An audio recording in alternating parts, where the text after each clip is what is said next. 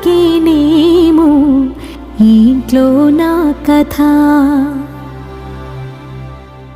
అంతేనేమో అంతేనేమో అంతులేని వేదనేమో ఆడపిల్లను కదా. మళ్ళీ తిరిగి అడుగేసేది వచ్చిపోయే చుట్టూలానే. నేను పుట్టి పెరిగిన ఊరికి ఇంకా పైన పొరుగురిదాన్ని.